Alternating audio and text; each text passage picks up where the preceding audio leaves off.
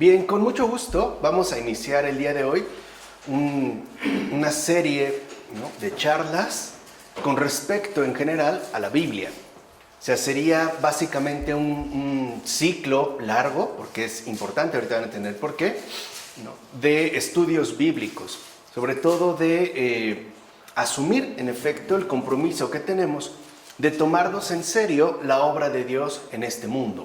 Eso es como muy importante, ¿no? Y esta revelación, en efecto, está contenido en aquello que llamamos a grandes rasgos Biblia, o que conocemos precisamente como la Biblia. Por eso el título general de esta serie, insisto, ¿no?, larga, te verán por qué, es Estudios Bíblicos. Y antes de empezar, lo que sí quisiera es precisar como dos aspectos fundamentales que no podemos pasar por alto.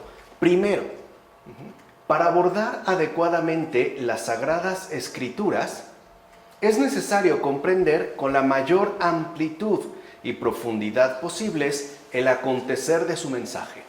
Esto es fundamental, o sea, cuando se trata de las Sagradas Escrituras no nos podemos andar con parcialidades. Tampoco podemos tomar como unos retazos y usarlos de una manera u otra. No, en realidad necesitamos nosotros comprender tanto en amplitud como en profundidad, porque en efecto las Sagradas Escrituras contienen un mensaje, vamos a decirlo así, lo que realmente nosotros podemos ver ya escrito. Allá hay un mensaje, pero también es cierto que este mensaje es inseparable de su propio acontecer. O sea, no viene pues dado este mensaje de una manera improvisada. Ni siquiera podemos decir que es una simple invención o una ocurrencia que se dio en determinado tiempo y lugar. No, en realidad es muy importante pues entender el acontecer, el mensaje que contiene en efecto las Sagradas Escrituras, pero también el acontecer de este mensaje. Y ahí es cuando interviene la amplitud y la profundidad, porque aquello que llamamos Biblia, o sea, tanto el Antiguo Testamento como el Nuevo Testamento, requiere de un estudio tanto en detalle, o sea, a amplitud, como a fondo, o sea, en profundidad. Aquí es donde entendemos, pues, que para poder comprender de manera adecuada, de manera provechosa y fecunda las Sagradas Escrituras, necesitamos, por un lado, estudiar la Biblia en detalle, o sea, según su respectivo acontecer, pero también a fondo, o sea, según la profundidad de su mensaje. De ahí, pues, ese es el segundo aspecto, que debamos tomar en cuenta tanto la dimensión visible o física de la Biblia, o sea, su historia, en la medida de lo posible, ¿no? Hay elementos que han escapado, digamos, a este registro visible, a este registro históricamente físico de este acontecer, pero sí se cuentan con muchos elementos. O sea, hay que tomar en cuenta esta dimensión visible como su dimensión invisible, o sea, su contenido divino o significación profunda. Aquí es donde entra la amplitud, ¿no?, y la profundidad, precisamente para que no perdamos nada de su respectiva y resplandeciente riqueza, o sea, realidad. Vamos, en síntesis, hay que tomarnos muy en serio la Sagrada Escritura. En amplitud, dijimos, y en profundidad, ¿no?, tanto en su acontecer, o sea, en su historia, en su proceso mismo de acontecer, como en su mensaje, o sea, en la hondura de su significado. De ahí que los presentes estudios que ya emprendemos a partir de hoy recorran poco a poco las Sagradas Escrituras de la siguiente manera. He decidido dividir estos cursos, estas charlas, en cuatro grandes apartados, para que podamos ir pasando de la amplitud a la profundidad. Y sería, de hecho, iremos viendo cómo son ciertamente inseparables estas cuatro dimensiones que nos permiten captar la realidad misma, o sea, la riqueza de la Escritura. Y sería la tierra, el primer apartado; el segundo, el pueblo; el tercero, el libro; y finalmente, como cuarto elemento, la verdad. El día de hoy nosotros vamos a empezar el primero, la tierra, porque hablamos, por ejemplo, de Tierra Santa. ¿Pero qué es eso? O sea, ¿a qué nos estamos refiriendo? Sobre todo en el acontecer mismo de la Biblia. No olvidemos finalmente que la Biblia pues también es un acontecimiento vivo y por lo tanto implica, ¿no?, la totalidad compleja, más bien esa total complejidad de lo viviente que debemos de tomarnos muy en serio. De ahí que estos estudios irán recorriendo poco a poco, insisto, a largo plazo, por decirlo así, esta enorme y resplandeciente riqueza que nos ofrecen las Sagradas Escrituras. Y bueno, esto es coherente al final con un criterio básico en las cuestiones de Dios, la paciencia, ¿no? Las cosas de Dios hay que tomárselas a detalle, lo cual involucra evitar en la medida de lo posible cualquier tipo de precipitación. No nos podemos andar pues, ¿no?, con brincos o a la carrera. No, con Dios las cosas son poco a poco. ¿Por qué? Porque son importantes. Entonces, si hemos dedicado tiempo y esfuerzo a estos otros aspectos que en efecto nos permiten enriquecer nuestra adhesión a la verdad, pues cómo no vamos a dedicar una mayor atención, un mayor esfuerzo, ¿no?, un esfuerzo de amplitud y profundización, tratándose precisamente de las Sagradas Escrituras. Entonces, solamente tengan en cuenta esta organización temática para no perder de vista la visión de conjunto. La tierra, el pueblo, el libro y la verdad. ¿De acuerdo? Vamos pues a iniciar con el apartado 1, la tierra. ¿Por qué es importante la tierra? Comencemos entonces por el principio.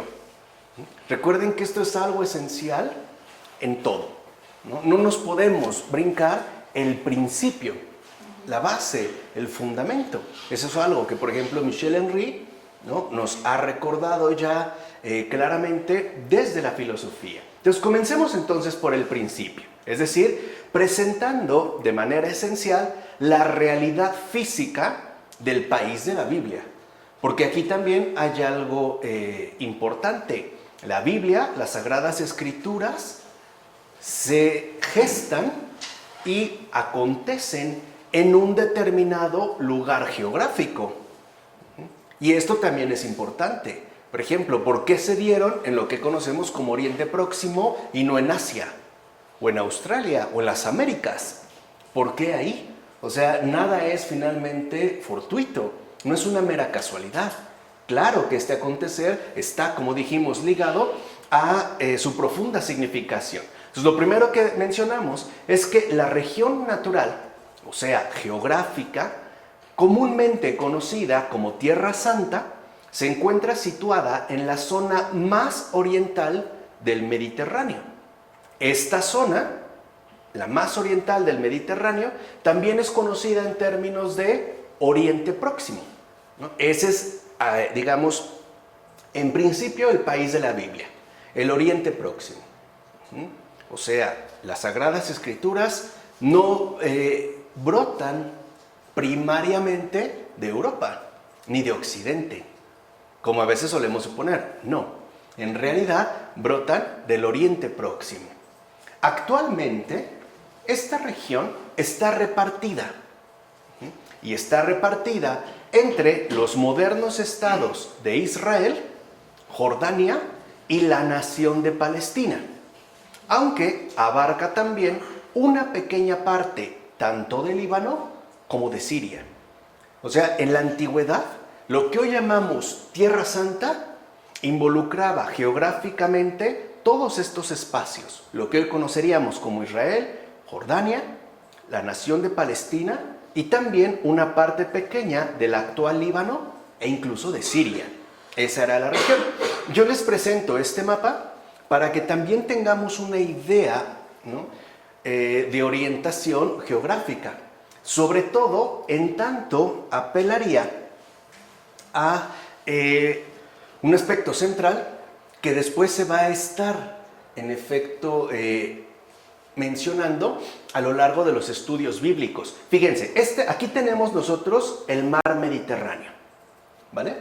Entonces, el Oriente Próximo, lo que hoy llamamos Tierra Santa, venía por la parte del norte, básicamente lo que se conocía como el reino de Edom, hasta el sur, justo con lo que hoy en día pertenecería ya a territorio sirio.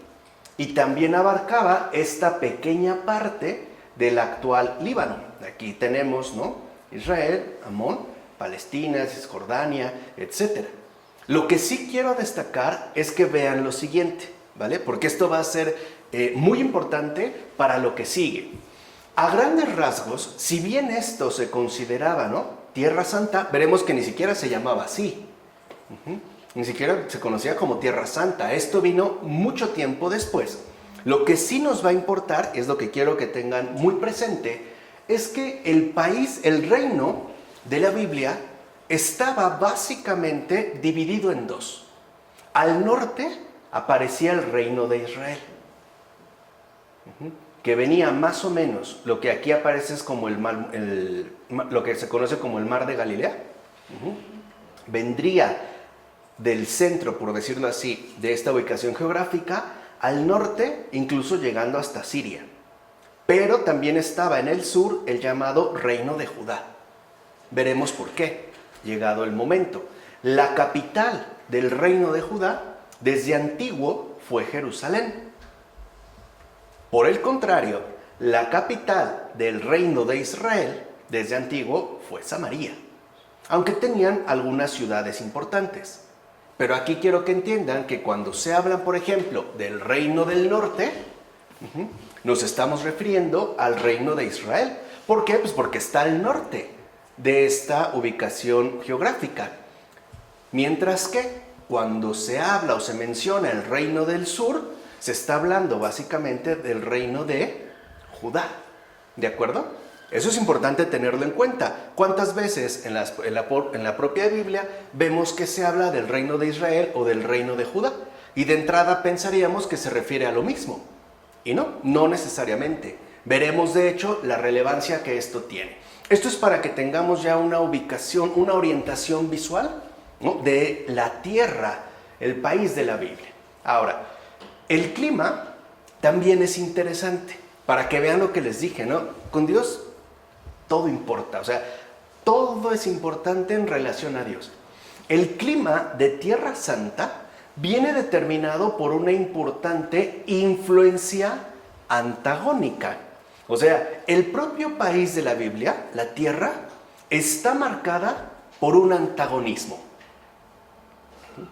que es generada por dos factores geográficos en específico: el mar Mediterráneo y el desierto. Esa es la característica fundamental. Así, si nos regresamos al mapa, aquí tenemos, ¿no?, el antagonismo directo. Por un lado el mar Mediterráneo y por otro lado básicamente el desierto. Toda esta zona se caracteriza por ser semidesértica e incluso en la medida en la que nos adentramos, ¿no?, al territorio o bajamos, subimos, encontraremos sobre todo hacia el sur regiones netamente desérticas. El desierto del Negev, por ejemplo, que va a andar por acá, en donde estarían ya incluso las tribus árabes o nabateas. Estamos hablando de por lo menos el año 2000 antes de Cristo, para que vayamos teniendo una referencia. Pero esto es importante porque este antagonismo precisamente ya refleja, fíjense, desde el principio un conflicto. Un conflicto que se va a seguir conservando hasta estos momentos. El conflicto permanente entre la vida y la muerte, la luz y las tinieblas, la fecundidad del mar Mediterráneo y la esterilidad del desierto. En pocas palabras, lo que llamamos Tierra Santa ya asume plenamente este antagonismo no superado entre Dios y el mundo. Entonces, lo primero que quiero que entiendan es que la Biblia nace en una tierra antagónica. La tierra de la cual emerge la Biblia es antagónica. Está, pues, ¿no?, caracterizada por un contraste. Por un lado, la fecundidad. Recuerden que en los pueblos, hasta la fecha, sobre todo los pueblos antiguos, siempre buscaban asentarse en lugares cercanos a, ya fueran mares, lagos o ríos. Era parte importante de su subsistencia. Mientras que las zonas desérticas eran prácticamente poco pobladas. Sí se daban, de hecho lo veremos aquí, pero no era lo común. Entonces, por eso brota acá, porque geográficamente ahí se da de manera muy clara este respectivo antagonismo que ya nos está indicando algo fundamental. Entonces, en todo caso, Tierra Santa fue siempre en la antigüedad un lugar de paso para poderosos imperios. Otro detalle importante. O sea, de hecho, esto que llamamos Tierra Santa y que hemos mostrado en el mapita, nunca fue un imperio sobresaliente. Es más, prácticamente durante toda la antigüedad fue una zona geográfica más o menos inestable, especialmente el Reino del Sur, o sea, el Reino de Judá. Esta zona, pues, constituyó sobre todo un lugar de tránsito para los poderosos imperios que rigieron o dominaron sobre esta zona geográfica. Sobre todo, podemos mencionar sobre todo, podríamos pues mencionar, como dije, el poderoso imperio egipcio, que va a tener una clara dominación sobre todo este territorio. Pero también estarían los imperios de Oriente, los hititas, los asirios, los babilonios, los macedonios, los persas, por no hablar ya de los romanos. O sea, esta zona antagónica también entonces, no solo geográficamente, tiene un sentido de contraste, ¿no? La fecundidad de Dios y la esterilidad, ¿no?, lo desértico de este mundo. Sabemos que si por algo se caracteriza el mar, es por su rebosante vida, mientras que el desierto no. Pareciera que ahí también predominaría, en todo caso, la muerte. Y también esta misma ubicación geográfica nos permite darnos cuenta de otro antagonismo. Por un lado, la libertad que Dios trae consigo y la esclavitud a la que es sometida la humanidad entera en este mundo. Se ven los propios imperios. Les digo, esta zona, el pueblo, ¿no? Tierra Santa, nunca constituyó, pues, un poder definido que incluso dominara, ¿no?, a los demás. Por el contrario, siempre estuvo sometido a imperios extranjeros, sobre todo el egipcio, pero también estos hasta los romanos. O sea, aquí también, en los términos históricos, hay un antagonismo entre la necesidad de una libertad y la imposición de un esclavismo, a través, en efecto, de poderes extraños. ¿Estamos? Ya sabremos después que estos poderes también brotarán del demonio, pero eso lo iremos viendo mucho más adelante. Aquí lo que quiero que entiendan es que vean cómo incluso el clima, ¿no?, y su posición geográfica ya tienen mucho que decirnos. Y hay que señalar que el nombre de Palestina, que de hecho es el nombre que frecuentemente se usa para designar la tierra que ahora estudiamos, no aparece nunca en la Biblia. O sea, en la Biblia el nombre de Palestina jamás aparece. Nunca, Nunca. O sea, la Biblia nunca usa esta palabra, Palestina. Nunca la usa. Este nombre, o sea, Palestina, lo va a utilizar el historiador griego Heródoto en el siglo V antes de Cristo. O sea, por lo menos 1500 años hasta 2000 años después del surgimiento de lo que llamamos Tierra Santa.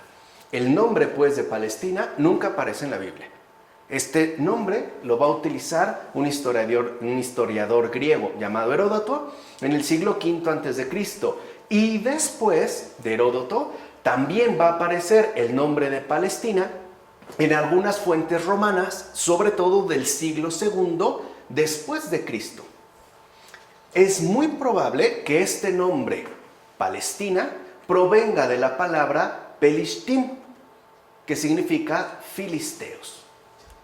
Y aquí sí, se hablaba sobre todo de la tierra de los filisteos. Cuando se habla de los filisteos, y aquí es donde lo veremos, es una referencia que se hace a la tierra que hoy conoceríamos nosotros como Palestina. Pero la Biblia no habla de Palestina, en ningún momento lo menciona. Esta tierra de Palestina vendrá con Heródoto, o ya usado para referirse a esta región geográfica en particular, y después en algunas fuentes romanas del siglo II. Insisto, es muy probable que la palabra Palestina provenga de Pelishtim, que significa filisteos. Ahora, en la literatura bíblica, esta región que hemos señalado en el mapa anterior se designa con distintos nombres. Ya dijimos, nunca Palestina, sino que en la Biblia esta región geográfica se suele designar con distintos nombres, dentro de los cuales el más común en el Antiguo Testamento es el de tierra de Canaán. Esto sí, cuando se habla de tierra de Canaán, se está hablando de toda esta zona geográfica, que en hebreo es Eresh Kenaan. Esto sí se menciona. Es de hecho la designación más frecuente para referirse a este espacio geográfico, a esta tierra. El más común, al menos en el Antiguo Testamento, es tierra de Canaán. Esto es fundamental para que ya entonces, ¿no?, tengamos estas precisiones y podamos adentrarnos aquí sí en la cuestión de la tierra bajo estos antecedentes fundamentales. Sobre todo no olviden el antagonismo, ¿no? Esta lucha que al final pareciera reducirse a grandes rasgos en este contraste por demás antagónico entre salvación, perdición, entre libertad, esclavitud, entre gracia, pecado. O sea, entre finalmente, ¿no?, obra divina y obra del mundo, Dios y el mundo. Así pues, ahora sí ya podemos ingresar al Antiguo Testamento. Y dentro del Antiguo Testamento hay que mencionar que la tierra, al final, tierra de Canaán, recuerden, no se menciona la isla Palestina, mantiene una relación sustancial con los patriarcas. De hecho, las narraciones del Génesis sobre la época patriarcal reflejan un ambiente poblado por pastores nómadas que se mueven a través de un territorio donde existen diversos asentamientos. O sea, ya en el Génesis, cuando hablan de la época patriarcal, que sería de hecho la referencia más antigua para la configuración del pueblo de Israel, se habla de pastores nómadas. O sea, no tenían una residencia fija, sino que se encuentran en constante movimiento, ¿no? Como si los propios patriarcas no pudieran lograr encontrar un lugar definitivo de asentamiento, sino que están, ¿no?, en continuo movimiento. De hecho, se puede ver que en efecto se están moviendo de un territorio a otro, van pasando de un asentamiento a otro. Todo este conjunto de pueblos nómadas podría apuntar hacia el año 1900 a.C., es decir, en torno a los comienzos del Bronce Medio o bien periodo de la invasión de los Hicsos. O sea, ¿qué quiere decir? Que se refiere a una antigüedad ciertamente remota. Se está hablando, pues, de los orígenes. Ahora bien, el clan semita de Abraham, que habita en tiendas, procede del Harán, que se encuentra ubicado en el Alto Éufrates. Y más remotamente todavía, se va a decir que proviene, ¿no?, este clan de Ur, ubicado en Sumeria. O sea que apelaría pues a una antigüedad lejana. No es algo improvisado, sino que apunta pues a unas raíces verdaderamente hondas, o sea, históricamente profundas, ¿vale? Pero dijimos, habitan en tiendas. Esto ya nos da una idea de que el hecho de que habitaran en tiendas, en efecto, confirma que no podían establecerse en un territorio fijo. Tenían que estarse, pues, moviendo. Sobre todo, ¿no?, si no perdemos de vista que se trata de una región desértica. Hay que estarse moviendo de manera frecuente. Abraham, por ejemplo, recorre la región por la montaña de norte a sur, deteniéndose en algunos lugares que después serán famosos ya como santuarios. Pero después, fíjense, se mueve en primer lugar de norte a sur, de arriba a abajo. Abraham aparece, por ejemplo, en Siquem, que hoy es Tel Balata, es decir, en la montaña de Efraín. Después, este patriarca se mueve unos 50 kilómetros desde Siquem a Betel, que hoy es Beitín. Cruza la montaña de Judá y se interna en el Negev para penetrar después en Egipto. Entonces, viene desde arriba y llega hasta abajo, o sea, en este caso hasta Egipto, que geográficamente se encuentra abajo. Después, regresa de nuevo hasta Betel. Aquí es donde se va a separar de su sobrino Lot, el cual baja al Jordán. Se mueve de nuevo al sur y acampa junto a Hebrón, que es un importante lugar de la montaña de Judá que aún hoy conserva este nombre, el monte Hebrón. Después aparece Melquisedec, sacerdote y rey de Salem, Jerusalén. Antes, fíjense, en esta antigüedad remota no se llama precisamente Jerusalén, se llama Salem. Y el sacerdote y rey de este lugar, que después ya será llamado Jerusalén, es Melquisedec. Y se hará referencia al encuentro de este con Abraham en el valle de Sabé, o sea, en las afueras de esa ciudad. O sea, Melquisedec y Abraham se encuentran en las afueras de Jerusalén, que en este momento es llamado Salem. Melquisedec es el rey y el sacerdote de este lugar. Entonces, este patriarca sigue vagando por el Negev y vuelve a Hebrón, al llamado encinar de Mambré. Todo esto aparece en Génesis.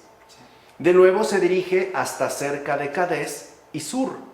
Luego se mueve hacia la costa de Gerar, entre Beersheba y Gaza.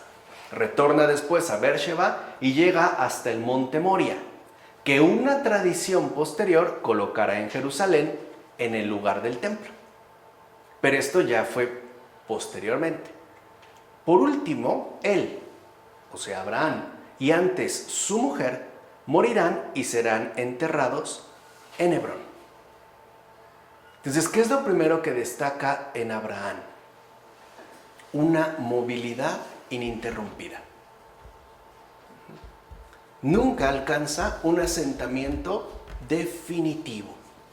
Es como si Abraham no pudiera estarse quieto, como si tuviera que estar, perpetuamente en camino, en marcha. Y eso también es significativo.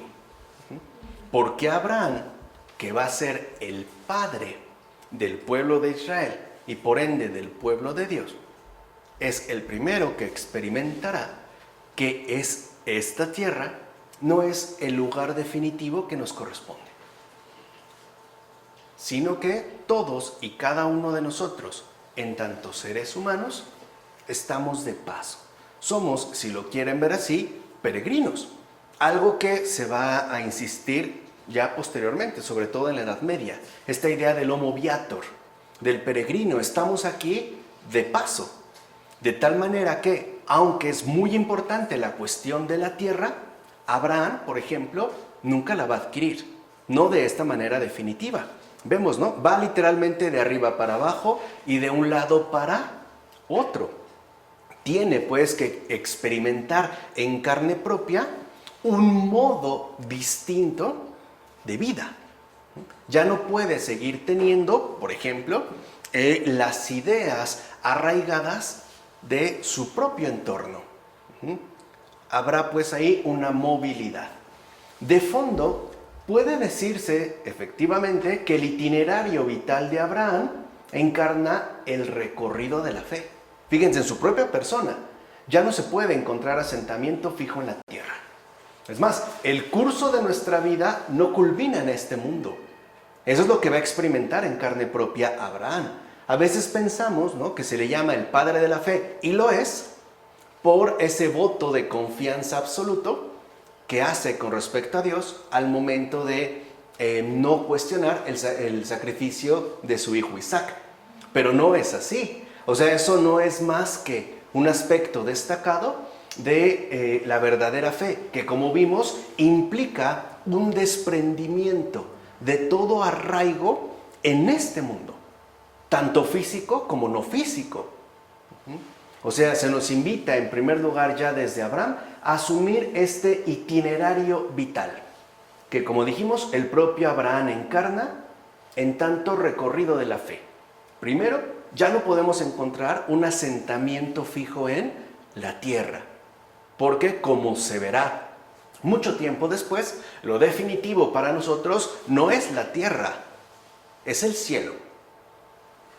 O sea, lo esencial para nosotros no está aquí, está allá. De tal manera que incluso el curso de nuestra propia vida no va a culminar en este mundo, sino que remite a otro ámbito diferente hacia el cual en efecto nos dirigimos. ¿Se entiende entonces el porqué de la movilidad de Abraham? Por otra parte, no hay noticias literarias de que el patriarca Isaac, o sea, el hijo de Abraham, saliera del Negev. Quiere decir que entonces Isaac se quedó en el sur. No salió de ahí. El Negev se reconocía sobre todo porque era la zona más inhóspita y hasta hostil geográficamente hablando. Aquí sí ya era prácticamente una zona desértica. Por eso se va a hablar del desierto del Negev. No olvidemos que es ahí donde recibe a su esposa Rebeca, que de hecho venía de Harán en la alta Mesopotamia. Pero es en Negev. Desde allí, Isaac se va a mover hacia Gerán, según un movimiento que a final de cuentas repite la historia de su padre. Después parece permanecer en Beersheba. Desde allí partirá su hijo Jacob para Harán. Siguiendo el camino de la montaña llegará a Betel, donde pasa la noche y es protagonista de una teofanía. Luego se dirige a Efratá, que debió ser una aldea en el territorio de Benjamín. De hecho, es este el lugar donde va a nacer este último patriarca. Y asimismo morirá de parto su madre Raquel. Ahí. Esaú, por su parte, aparece como patriarca del pueblo de Edom, o Seir, al sureste del Mar Muerto. José, enviado por su padre Jacob para encontrar a sus hermanos, sigue el mismo camino, por la montaña desde Hebrón, ¿no?, donde residía su padre, hasta Siquem, y de allí irá a Dotán. José fue recogido por una caravana de mercaderes madianitas. Se lo llevan a Egipto y allí lo venden como esclavo. Al parecer, Jacob continúa viviendo en Hebrón y cuando baja a Egipto para encontrar a su hijo, hace una estación en Beersheba, donde tiene lugar una teofanía también. Finalmente en Hebrón va a ser sepultado con sus padres. Todo esto, o sea, todo el itinerario vital de los patriarcas se desarrolla en tierra de Canaán. Ahí. Aun cuando bajan a Egipto, no se insertan de lleno en Egipto, sino que llegan, digamos, ¿no?, a Egipto en sus primeras propiedades físicas o de tierra. Recuerden que no están dadas las fronteras en sentido moderno. O sea, todo esto, lo fundamental que entendamos es que remite a la tierra de Canaán. Ahora bien, este es en el caso patriarcal. A partir de Abraham, toda la sucesión posterior ya no está fija. Abraham, Isaac, Jacob, Esaú, José, todos los que van a reconocer como patriarcas, ya se mantienen en un continuo movimiento. No pueden, aunque quieran ya, enraizarse de nuevo en este mundo. Estarán, de hecho, ¿no?, bajo un permanente recorrido. Moisés, por ejemplo, no condujo al pueblo más allá del Jordán. Tampoco sale. Vamos a decirlo así, Moisés, cuando conduce al pueblo, no lo va a llevar más allá del Jordán, o sea, más allá de tierra de Canaán. Solamente contempló la tierra de Canaán desde una montaña, el monte Nebo. Probablemente esta palabra Nebo no significa originariamente otra cosa que monte en sentido genérico. La ve ciertamente de lejos. El Jordán fue pasado frente a Jericó. La ciudad no era en ese tiempo más que un pequeño pueblo que fácilmente fue conquistado. Esto es importante, o sea, cuando se menciona ya, por ejemplo, en el libro del Éxodo, este paso por el Jordán para acceder a tierras de Canaán y llegar finalmente a Jericó, Jericó en estos momentos no es más que un pueblo pequeño que fácilmente fue conquistado. No pensemos como un pueblo dotado militarmente, económicamente, ¿no?, que costó mucho. No, realmente no fue difícil. Pero este evento adquiere en el texto bíblico una dimensión épica por el simbolismo que contiene. Y eso es lo fundamental. O sea, se trataría de la primera población conquistada en la tierra prometida. Sería pues el primer triunfo del pueblo de Israel. Recuerden, una zona geográfica siempre, ¿no?, sometida a diversos dominios, a diversas conquistas. Bueno, el pueblo de Israel también parece que está convencido de seguir la misma línea. Una vez logrado esto, los israelitas subieron a la montaña y van a conquistar algunos pequeños asentamientos, unas plazas más.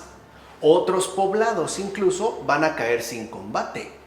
O sea, eran tan pequeños, podemos decirlo así, tan débiles, que ni siquiera se enfrentaron. No hubo dificultades. Aquí ya vemos que los asentamientos que estaban en tierras de Canaán no eran ni poderosos ni destacados. Eran asentamientos, hoy podríamos decir incluso bastante rústicos, como fue el caso de Gabaón.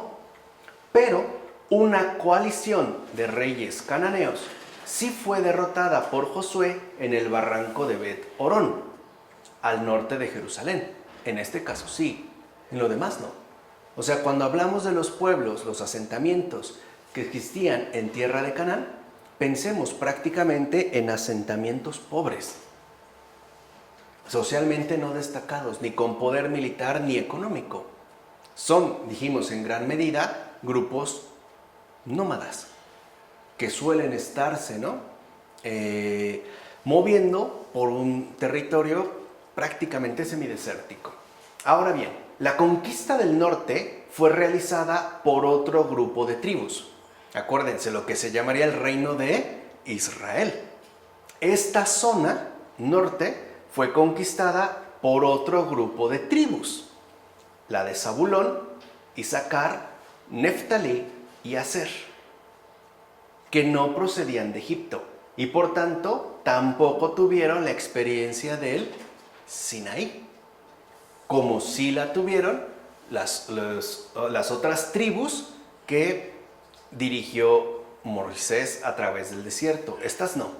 Ni Zabulón, Isaacar, Neftalí ni Aser procedían de Egipto. Estas tribus vivían en el territorio norte desde la época patriarcal. No llegan, si lo quieren ver así, con Moisés. Ya estaban ahí, desde tiempos muy antiguos, y quizá ingresaron ahí procedentes del desierto. Se han de haber llegado como un grupo muy pequeño de nómadas, prácticamente buscando asentamientos que les permitieran, pues, facilitar las condiciones de vida. Esto es importante, porque destaca lo siguiente. Después del pacto de Siquem, unos y otros, o sea, los de la migración de Josué y los del norte, van a adoptar ambos el culto a Yahvé. Fíjense entonces cómo desde el principio las tribus del norte y las tribus del sur están separadas. ¿Qué las va a unir tiempo después? El culto a Yahvé. Pero esto vendrá después. O sea, el norte y el sur está separado, está pues dividido. Lo que las unirá pasado el tiempo es el culto a Yahvé. Es más, las tribus del norte se sublevan contra los cananeos. Acuérdense, los que habitan esta región, con quienes antes habían convivido largo tiempo tras la batalla de las aguas de Merón, y se hacen dueños de la ciudad de Azor. Quiere decir que entre el norte y el sur nunca hubo también como una absoluta cordialidad. Provenían incluso de lugares distintos. Unos ya estaban asentados, mientras que otros habían llegado del Éxodo. Si lo quieren, se veían de alguna u otra manera como competencias, incluso dentro del punto de vista geográfico. Ahora, la situación de Tierra Santa alrededor del siglo XI a.C., es decir, después del establecimiento en ella de Israel, estaba determinada por la presencia de 4 grandes bloques de pueblos. Fíjense, la época patriarcal, dijimos, apelaría más o menos, ¿no?, al año 2000 a.C. Aquí han pasado 900 años después. O sea, desde la época patriarcal hasta el momento en el que se da ya el establecimiento en Tierra Santa, en Tierra de Canaán, de Israel, ya acuérdense, en el norte, ahí destaca la presencia de 4 grandes bloques de pueblos, o sea, de asentamientos de aquella región. Uno, los cananeos, que son los que ocupaban las zonas más fértiles y estratégicas de Cisjordania, o sea, ubicadas al norte de Jerusalén.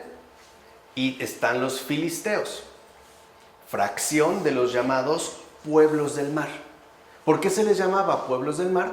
Porque todos coincidían en que estos pueblos del mar habían llegado del norte por la costa del Mediterráneo, y por eso se les conocía como filisteos.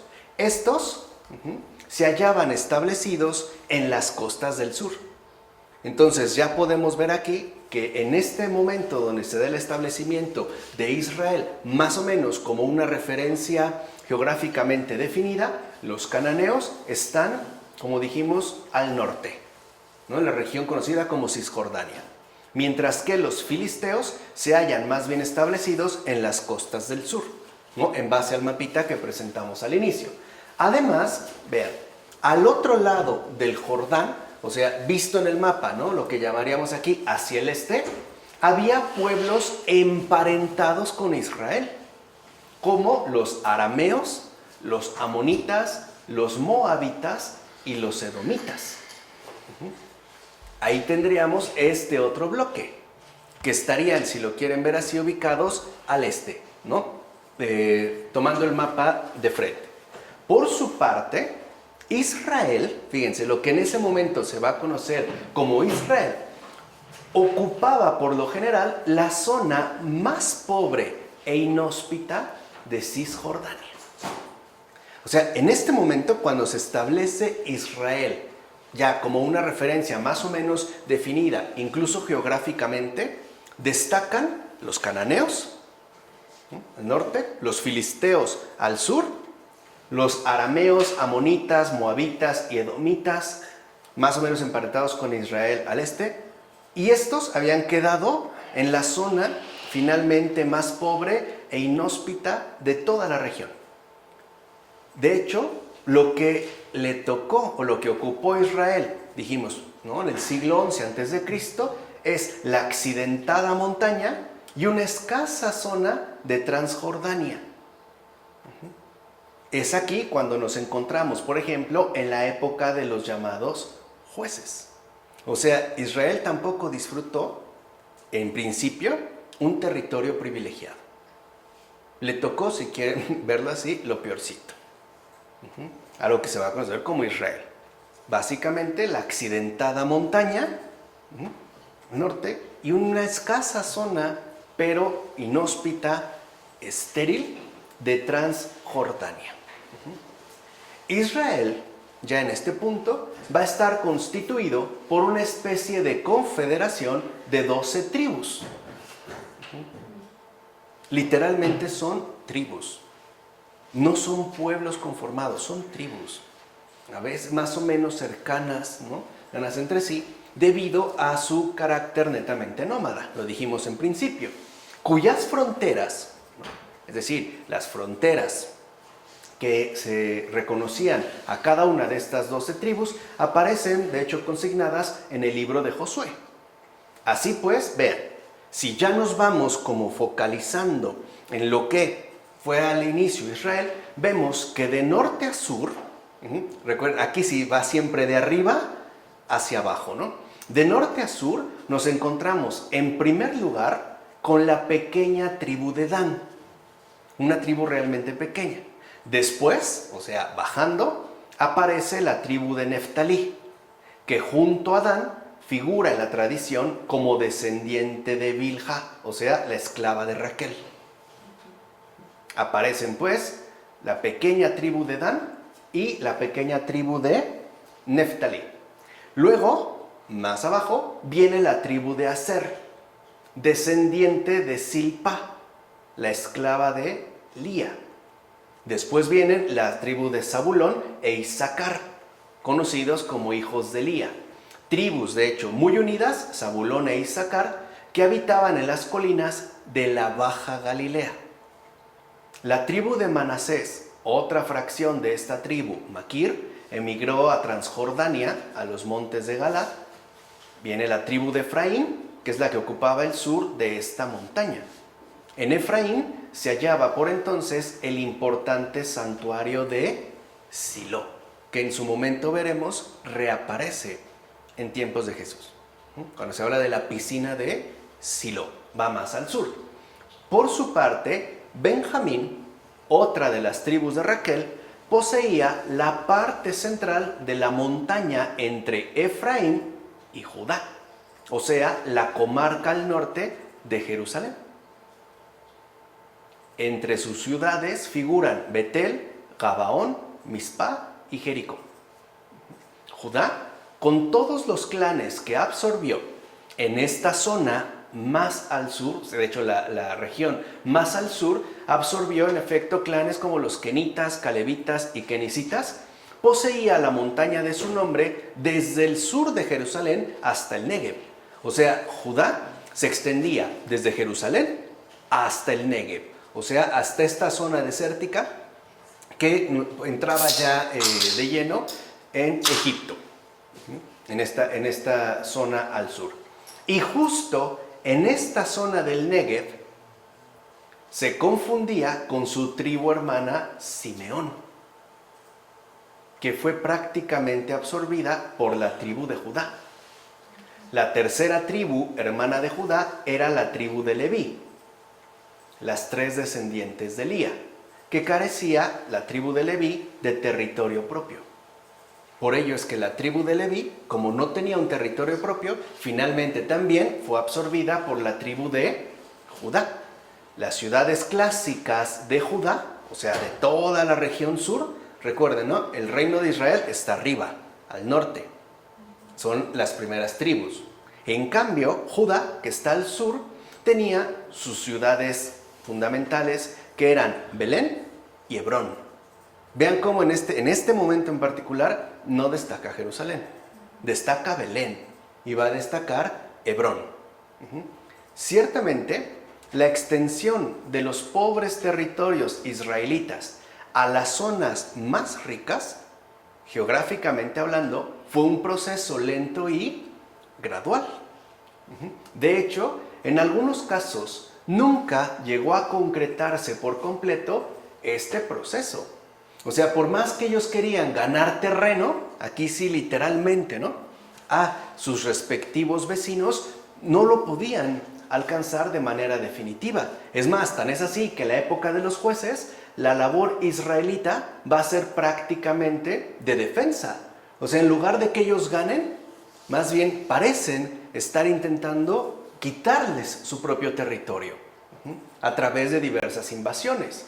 Después, esto ya lo iremos viendo en detalle en el caso del pueblo, estamos en la tierra.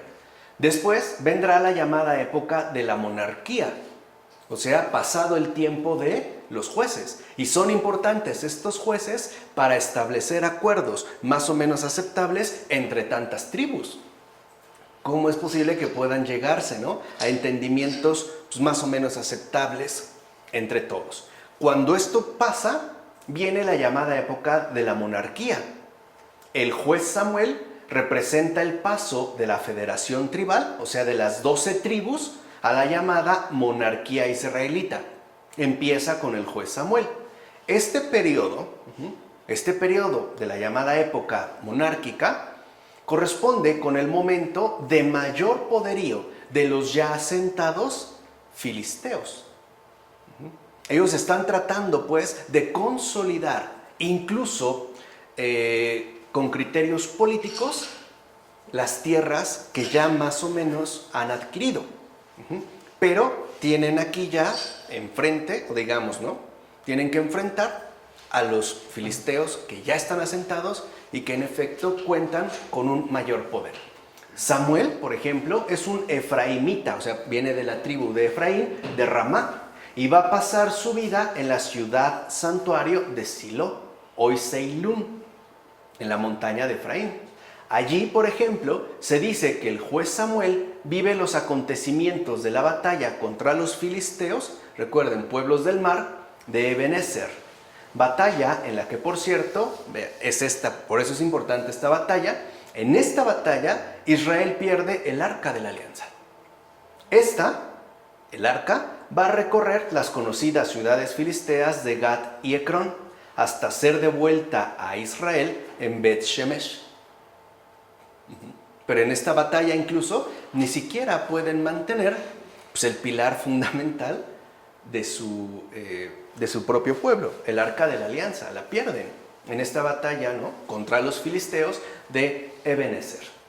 Samuel entonces es quien juzga a Israel, sede itinerante entre la ciudad fronteriza de Betel y las ciudades benjaminitas de Mizpah, Ramá de Benjamín y Gilgal, cerca de Jericó. Entonces, es en este ambiente de predominio benjaminita que aparecerá el primer rey de Israel, Saúl. Acuérdense, todo esto, ¿dónde se está formando? En el norte, en lo que se conocerá como el reino de Israel. Cuando ya pasan de este sistema, de esta organización tribal a una institución más organizada en términos políticos, económicos, sociales e incluso religiosos, lo veremos en su momento, el que aparecerá ya como el primer rey de Israel será Saúl, natural de Gibeá, o sea, cerca y al norte de Jerusalén. Desde Gibeá, el rey organiza sus expediciones militares contra los amonitas, contra los filisteos y contra los amalecitas. Ahora sí lo ven, el rey Saúl, que ya tiene un respaldo, ¿no?, mayor en términos políticos, decide realizar expediciones militares. Y la batalla final en la que muere Saúl y su hijo Jonatán tiene lugar en los montes de Gelboé, es decir, al norte de la montaña de Efraín. Ahí los filisteos estaban acampando en Sunem y Saúl había ido a consultar a una pitonisa que vivía al pie del Tabor en Endor. Los despojos, pues, del rey vencido y muerto y los de su hijo, o sea, el cadáver, pues, ¿no?, lo que quedó de Saúl y de Jonatán, fueron colgados en los muros de la cercana ciudad de Bet-Shean, ya prácticamente en el valle del Jordán. algunos israelitas los fueron a recoger. David, natural de Belén en Judá, o sea, del sur, aparece interviniendo en la batalla del Terebinto en pleno valle de Elá, entre Belén y Gat. Más tarde aparece en Adulam, donde finalmente vence a los filisteos. Seguidamente lo que hace David es empezar a vagar por el desierto de Judá al sur y sus alrededores al ser perseguido por Saúl.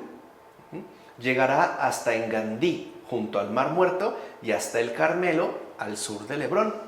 Después, David se alista como mercenario al servicio de los filisteos en Gat. Y es en esta condición de mercenario que se enfrentará a los amalecitas en Siquelaj, por la zona del Negev.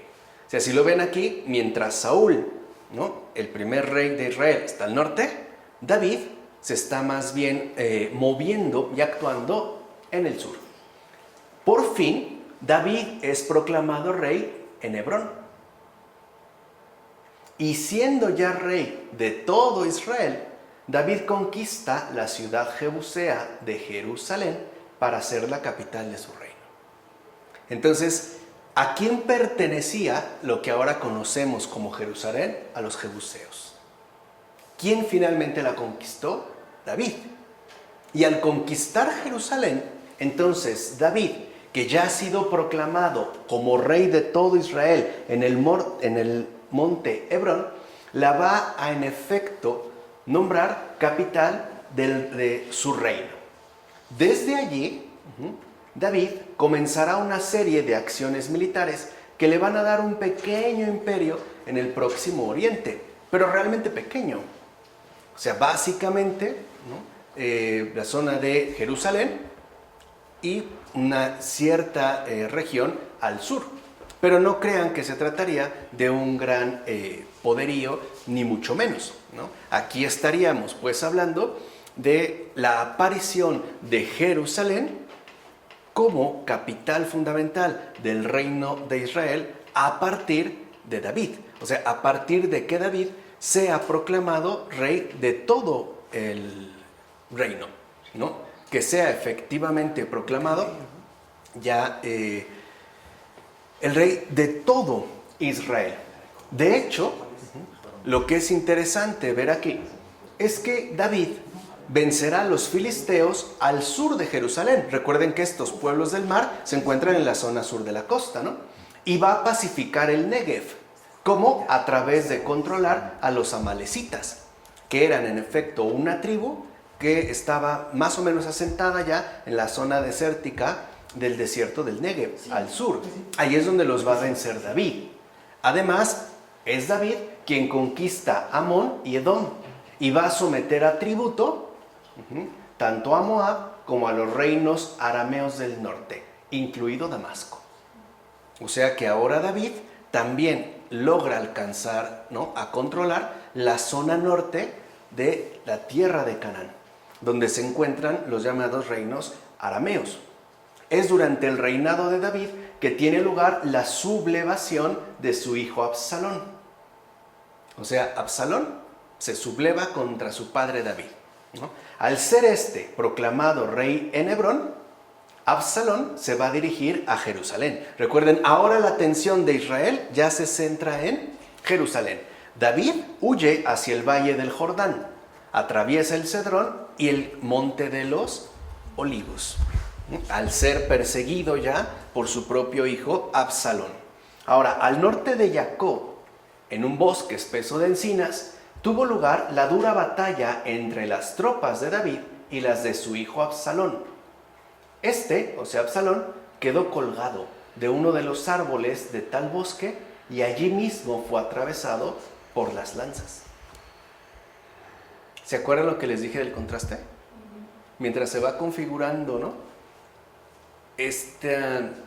el territorio, o sea, mientras el pueblo de Israel quiere ganar la tierra, al mismo tiempo este avance no se da sin violencia, incluso sin una multiplicidad bastante considerable de homicidios. Salomón, hijo de David, no pudo ni retener ni conservar todo el imperio Acuérdense, imperio a muy pequeña escala, no estamos hablando en términos de los imperios, por ejemplo, persa, ¿no? O incluso Egipto, ¿no? De su padre David, porque Salomón va a perder buena parte de Edom y Aram. O sea, digamos que con David es cuando el territorio o el pueblo de Israel alcanzará una mayor amplitud en términos geográficos. Pero una vez muerto con Salomón se empieza a debilitar. Lo que sí hizo efectivamente Salomón, hijo de David, fue dividir todo su territorio. Recuerden, David es el que logró llegar hasta el norte. ¿Se dieron cuenta cómo este recorrido que hicimos empezó de arriba abajo? Y ahora va con David de arriba, de abajo hacia arriba, ¿no? Lo que sí va a hacer Salomón es dividir todo el territorio por motivos fiscales. O sea, para tener, ¿no?, una mayor administración financiera. Eso es lo que va a hacer Salomón en 12 distritos, que dicho sea de paso, ya no correspondían a la antigua división de 12 tribus, lo que mencionamos hace un momento. Aquí ya no. Salomón, imagínense que establece, ¿no?, ahora una especie de pequeños distritos para poder tener, ¿no?, la recaudación económica que el reino de Israel requiere. Judá, y solo Judá, va a quedar excluida del respectivo tributo. Esa es la única a la que no se le pide. Todos los demás pagan, todos los 11, menos Judá, porque ya es en Judá y especialmente en Jerusalén donde se encuentra la capital, que había instaurado precisamente David al quitársela, ¿no?, mediante una batalla a los jebuseos. Ahora, Salomón favorece el comercio, o sea, los acuerdos comerciales. No olvidemos que la reina de Saba en Yemen, o sea, bastante lejos, va a ir a visitarlo a Jerusalén. ¿Para qué? Hoy diríamos, pues para hacer negocios. Estableció, por ejemplo, una alianza comercial con el rey fenicio de Tiro para que le suministrara material para la construcción del templo. Si ya Jerusalén, que antes no aparecía, figura como la capital del reino, pues es en esa capital donde se va a construir el templo. Y es Salomón quien hace esta alianza comercial con el rey fenicio de Tiro para que éste le dé el material que se necesita, sobre todo madera de cedro de las montañas del Líbano. Eso es sobre todo lo que el rey fenicio, ¿no?, va a enviar a Salomón. Ahora, el rey fenicio le va a obligar posteriormente a que le cediera en compensación por sus apoyos, o sea, por la madera de cedro, 20 ciudades en la llanura de Acó. O sea, yo ya te di madera de cedro, ¿no?, ahora tú dame 20 ciudades. Y a la muerte de Salomón, y después de una asamblea celebrada en Siquem, el reino finalmente se dividió en dos de manera clara: Israel al norte y Judá al sur, que, como dijimos, nunca estuvieron plenamente unificados. O sea, este contraste no solo proviene de la propia región geográfica de donde brotan las Sagradas Escrituras, también incluso en la conformación misma del pueblo. Aquí sí ya van a quedar claramente diferenciados. Si bien antes se habían intentado mantener unidos, sobre todo, siendo honestos, por estrategias políticas y comerciales, aquí ya no. Cuando muere Salomón, se celebra, ¿no?, la asamblea de Siquem, y entonces todo este reino que David había logrado más o menos edificar, se va a dividir ya en dos. Quedará Israel al norte y Judá al sur. La capital de Judá fue Jerusalén. La de Israel al norte fue Siquem. Y siempre hubo guerras fronterizas entre ambos territorios. Siempre. O sea, ya fuera que los del norte querían ganar territorios a los del sur, o los del sur querían ganarle territorios a los del norte. Siempre hubo, pues, conflictos por la tierra. Y eso que forman parte del mismo reino. Pero aquí ya quedaron divididos. Ahora, Israel entonces en esta tierra de Canaán, va a tener dos santuarios importantes para poder eclipsar el templo de Salomón. Acuérdense, el templo de Salomón, ¿en dónde se edificó? En Jerusalén. Y la verdad, todo parece indicar que quedó muy bonito, sobre todo con esa bella madera de cedro. Y entonces, como ya se dividen, los del norte, o sea, Israel, ahora va a tener dos santuarios para que puedan eclipsar el templo de Salomón. Y van a ser los santuarios de Betel y Dan. Abías, rey de Judá, conquistó Betel en una ocasión, pero la volvió a perder al poco tiempo, ya que Basá, rey de Israel, en ese momento la reconquistó y se apoderó incluso de Ramá de Benjamín y la fortificó. Entonces vean, el rey del sur ataca al rey del norte. Y luego el rey del norte se desquita y se la quita y le quita todavía un poco más. Entre tanto, los arameos del norte, Moab y Amón, se habían hecho independientes. O sea, mientras estos están peleando, los arameos del norte aprovechan para hacerse independientes. Entonces, a Israel, el del norte, el norteño, le quedaba solamente el territorio de Galaad para defender, el cual Jeroboam, que fue el primer rey de Israel, había fortificado. Por su parte, Ahab, posteriormente, bueno, ya el rey de Israel, tuvo varios encuentros bélicos con el rey arameo de Damasco. Esos están peleando, pues, en el norte. Uno se dio en las afueras de su capital, o sea, Samaria, en colaboración con Josafat, rey de Judá. En esta ocasión, Josafat, rey de Judá, de los sureños, se une a los norteños para poder combatir con el rey arameo de Damasco. Israel continuó las luchas contra los arameos. Jorán, rey de Israel, realizó una expedición hacia Ramot de Galad, pero cayó herido y regresó a su palacio de verano en Yisreel. Y esto es fundamental, porque en realidad todo parece indicar que no se hablaba de Israel, sino de Yisreel, el pueblo de Yisreel, ubicado, como dijimos, ¿no?, en la región de Próximo Oriente.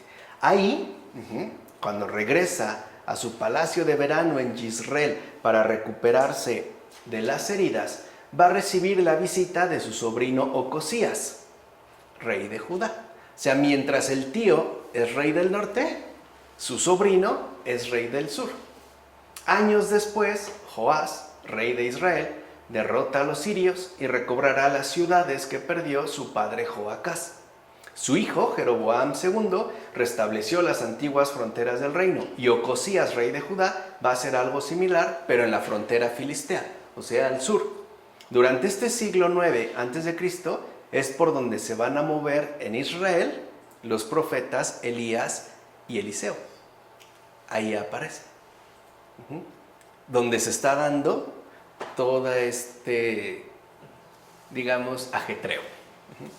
A Elías, por ejemplo, se le ve en Galad, en Samaria, en Yisreel, en el Carmelo, en Betel, en Jericó y en Beersheba. Incluso realiza una peregrinación al monte Horeb o Sinaí. A Eliseo, por su parte, se le ve en Betel, en el Jordán, en el Carmelo y en Samaria. Es por esos tiempos que tiene lugar la revuelta de Jehú, rey de Israel, provocada de hecho por este profeta, es decir, por Eliseo.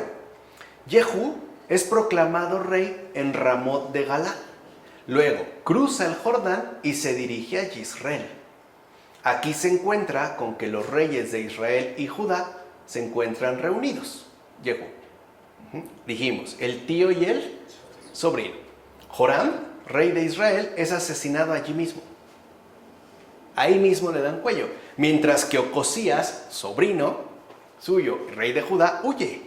Y al intentar entrar en la montaña, resulta herido. De hecho, se tendrá que refugiar en Megiddo, donde finalmente va a morir. Jehú entonces toma después posesión de la capital de Israel, Samaria, y lleva a cabo una terrible matanza sobre toda la familia de Ahab. Así pues, la frontera judeo-israelita se vuelve a resentir.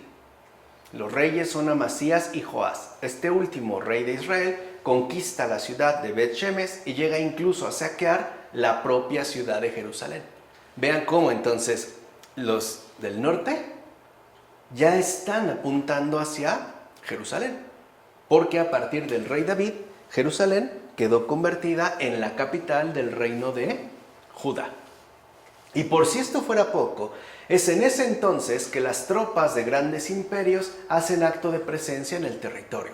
O sea, entre ellos mismos se están destruyendo y por si fuera poco, también llegan imperios desde afuera. Díganme si no es contrastante. Porque estamos viendo el acontecer en la propia tierra de donde brotan las Sagradas Escrituras. Egipto, por ejemplo, a la muerte de Salomón, lanza su ejército sobre Palestina. Era una operación tanto de control como de castigo. El faraón recorrerá el país de los filisteos, subirá a la montaña y pasará junto a Jerusalén. El rey de Judá, Roboam, en ese momento, lo va a aplacar con tributos para que no entre en esta ciudad. El faraón seguirá de largo hasta llegar de nuevo a Egipto. O sea, hace un recorrido y para que no cause destrozos ni saque la ciudad y especialmente el templo, pues le dan una lana. Decimos nosotros, ¿no? Perdón, una serie de tributos, con una formalidad más diplomática. Ok, pero más trascendental resultó ser el conjunto de campañas asirias para tomar el control de la región, o sea, lo que se llamaría después Palestina. De hecho, esta serie de incursiones terminarán destruyendo el reino de Israel. Ya en el siglo IX a.C., los asirios habían realizado incursiones en el reino arameo de Damasco. Estamos hablando en el norte. Mientras que los egipcios están por el sur, los asirios están más bien por el norte. El propio rey Jehú tuvo que pagar entonces tributo a Salmanasar III como consecuencia de la incursión asiria, la cual había logrado llegar hasta el Carmelo, o sea, bastante abajo. Pero las campañas decisivas de los asirios se van a realizar en el siglo VIII a.C. Por su parte, el reino de Judá, bajo el reinado de Ahaz, se encuentra presionado desde el norte a causa de los ataques conjuntos de Israel y Siria. Por el sur hay problemas con las revueltas de Edom y por el oeste los filisteos no detienen su actividad expansionista. O sea, están muy presionados. En tan críticas circunstancias, el rey de Judá va a pedir auxilio a Tiglat-Pileser III, rey de Asiria. O sea, ya sabes que me están a punto de aplastar, ayúdame tú. Acude a pedir ayuda al rey de Asiria. Este rey va a realizar 3 campañas para pacificar el país. Recuerden que los asirios en ese momento son básicamente el imperio que domina la región. En la primera desciende desde Fenicia. En la segunda conquista Galilea y todo el Galad. Y en la tercera logra anexionarse Damasco. Solamente quedaba por conquistar la montaña de Samaria en poder del rey de Israel. Era lo único que se le había escapado. El nuevo rey asirio, Salmanasar V, es el que comienza la embestida y será finalmente su sucesor Sargón quien ponga fin al reino de Israel. O sea, ¿quién acabó entonces con el reino de Israel? Los asirios. De hecho, la ciudad de Samaria se va a rendir después de 3 años de duro asedio. Estamos hablando ya en el año 721 a.C., o sea, siglo VIII. Recuerden que en estos momentos los asedios eran terribles, porque las ciudades, al estar más o menos fortificadas o amuralladas, eran en efecto rodeadas para que nadie pudiera salir y tampoco entrar. Al principio podía ser fácil, pero después empezaba a faltar la comida e incluso el suministro de agua. Por eso era tan importante la piscina de Silo, porque era una fuente de agua que permitía extender, digamos, la resistencia. Lo que ocurría es que la gente empezaba a morir de hambre o de enfermedades y entonces finalmente se rendía. Ahora, vean, ya acabaron los asirios con el norte, que como dijimos forman parte, ¿no?, de un mismo pueblo, pero están divididos. Pero ahora quedaba pendiente el pequeño reino de Judá. Judá fue como el más jodido, como el jodido. El del norte, ¿no?, parecía tener más poder, el de Judá no. Quedaba pendiente. De hecho, había quedado reducido a las tierras de las altas montañas, o sea, la zona más inhóspita también. Una nueva campaña siria en tiempos de Sennacherib va a poner cerco a Jerusalén, pero no va a lograr conquistarla. En esos momentos el rey de Judá era Ezequías. O sea, se van ahora sobre el sur y para ello se van a centrar en la capital, Jerusalén, que en ese momento, ¿no?, tiene como rey de Judá a Ezequías. Ahora bien, el tercer ejército que hará acto de presencia en el país será el babilónico. O sea, después de los asirios vienen los babilonios. Un poco antes de la incursión del poderío babilónico tendrá lugar un incidente que costará la vida de Josías. En efecto, el faraón Neco, coaligado con Asiria, acude en ayuda de su exhausto aliado, pues necesita apoyo en la región de Siria. Judá se había engrandecido a costa de las pérdidas asirias, no por cuenta propia. O sea, aquellas pérdidas que padeció el imperio asirio, Judá trató de usarlas a su favor. De hecho, el reino de Judá había incorporado a sus dominios una buena parte de lo que fuera el antiguo reino norte de Israel. O sea, aprovechó la situación y entonces dijo, viene para acá. Por su parte, Josías considera que el paso de los egipcios por su territorio para ayudar a los asirios rompería su alianza con Babilonia. De ahí que vaya a cortar el paso al ejército egipcio en el estratégico lugar de Megiddo. La batalla fue favorable para los egipcios. El propio Josías morirá en combate. Así es como Egipto se hace ya con el control del territorio y va a nombrar un nuevo monarca a su gusto y conveniencia. No obstante, luego de derrotar a los egipcios en Carquemish, llegarán las tropas babilonias para rodear Judá. O sea, los egipcios se hacen con el control. Y después van sobre los egipcios los babilonios. En esta ocasión apoyarán a los aliados de Babilonia, que eran antiguos enemigos de Israel. O sea, un total enredo en esta tierra. Parece que se ha desatado, ¿no?, como una especie de caos. Así pues, el pequeño reino judaíta se verá duramente asediado. Finalmente, el propio rey Nabucodonosor llega al frente de su ejército en el año 597 a.C. y Jerusalén se rinde. Ya. El rey Joaquín es depuesto y trasladado a Babilonia, pero en el 589 a.C. el rey Sedecías se rebelará contra el poder establecido, y esto provocará una nueva invasión del poderoso ejército asirio. Una vez sometidos, quieren rebelar y ahora otra vez. Jerusalén entonces va a ser sitiada de nuevo y 2 años después ya caerá rendida ante el poder asirio. Es más, en esta ocasión, por la rebeldía mostrada, Jerusalén va a ser destruida, y la mayoría de ahí serán deportados, la mayoría de sus habitantes serán deportados a Mesopotamia. El reino de Judá se va a convertir en una provincia más del imperio asirio.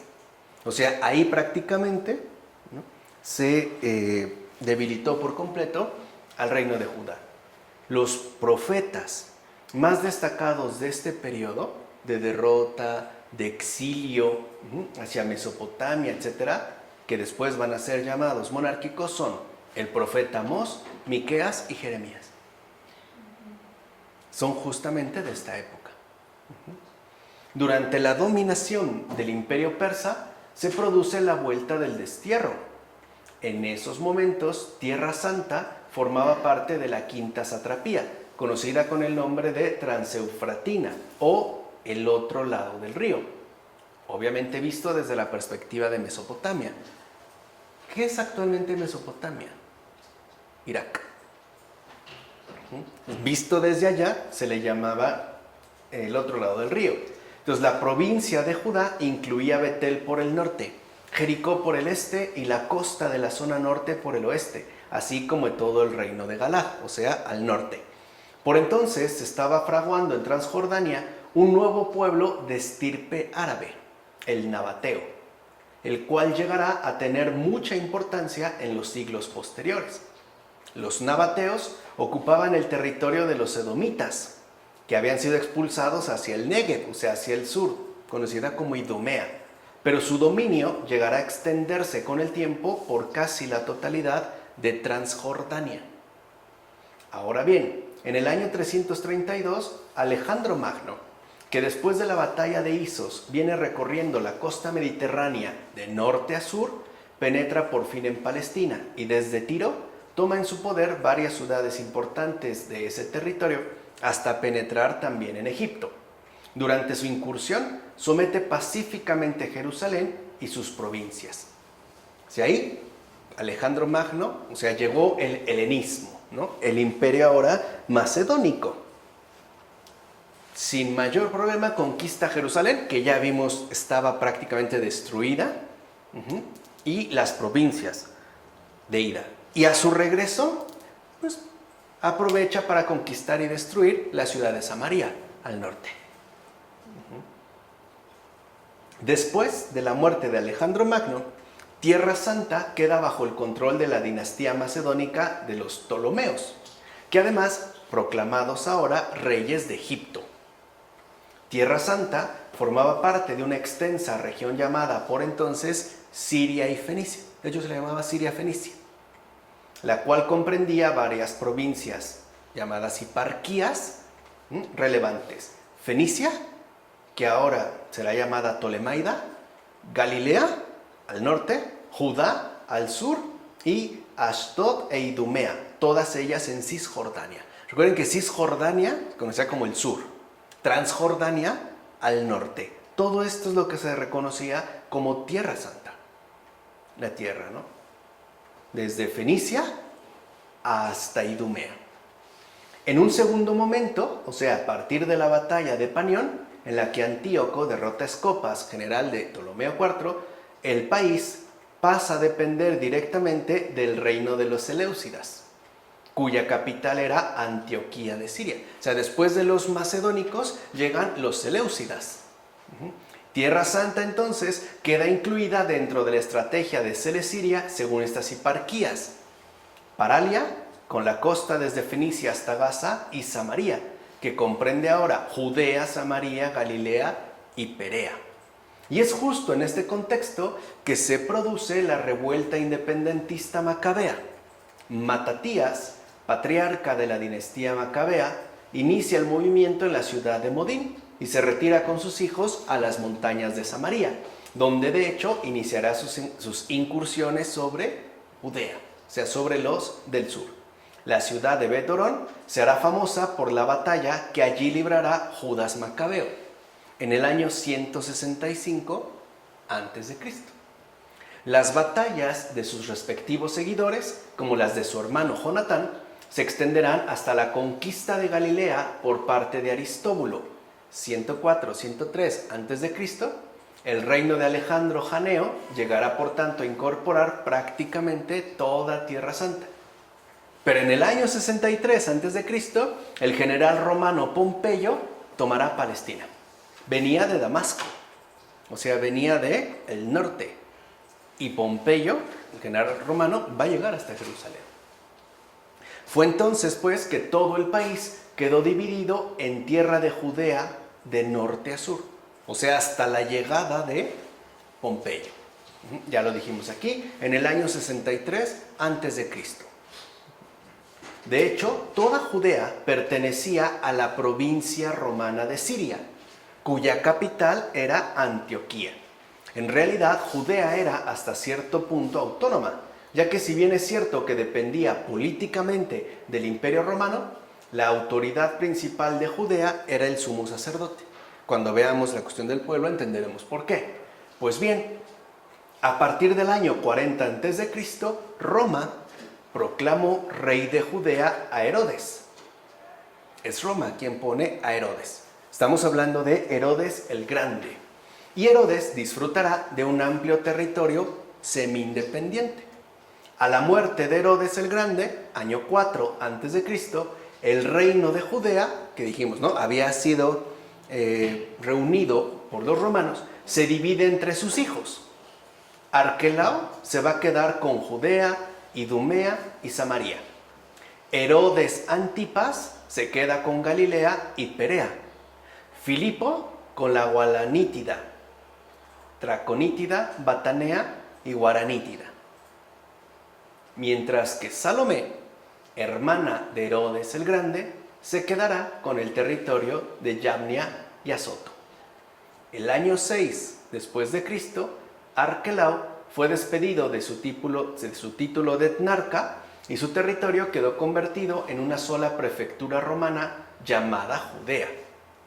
A partir de ese momento, Tierra Santa será en efecto una prefectura romana, a partir del año 6 después de Cristo. Años después, Herodes Agripa I, o sea, nieto de Herodes el Grande, heredó, en primer lugar, la tetrarquía de su tío Filipo, después la de Antipas. Finalmente, el 41 después de Cristo, asumió por fin los territorios de la antigua prefectura con el título de rey.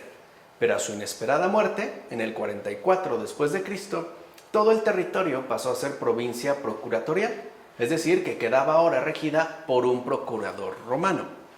Ya después de la Gran Guerra del 66-73 después de Cristo, Judea, reuniendo por fin todos los territorios, pasará a ser una provincia imperial romana, con todas las connotaciones administrativas, jurídicas y militares que ello conllevaba. Y solo a partir de la segunda revuelta judía, en el año 132 al 135 después de Cristo, toda esta provincia imperial romana, conocida como Judea, cambiará su nombre oficial de Judea por el de Palestina. Vean hasta qué año. Hasta el 132 al 135 después de Cristo. A partir de aquí, sí ya se conoce como Palestina. Y en general, esta es efectivamente la historia de la tierra que llamamos Palestina. O sea, ¿cómo es que se llegó esta tierra, ¿no?, a llamar Palestina? Pero vale la pena detenerse a sí mismo un poco en la cuestión de la tierra, pero en relación concreta con los evangelios. Lo que vimos ahorita tiene que ver con el Antiguo Testamento. ¿Qué pasa con los evangelios? ¿Qué pasa pues con el Nuevo Testamento? ¿Qué pasa con esto que llamamos Palestina? Porque como podemos ver, tanto Mateo como Lucas mencionarán ciudades que no van a dejar de tener importancia: Nazaret, Belén y Jerusalén. Pero esto ya lo abordaremos la siguiente ocasión. ¿De acuerdo? Vamos a dejarle hasta aquí. En nombre del Padre, del Hijo y del Espíritu Santo.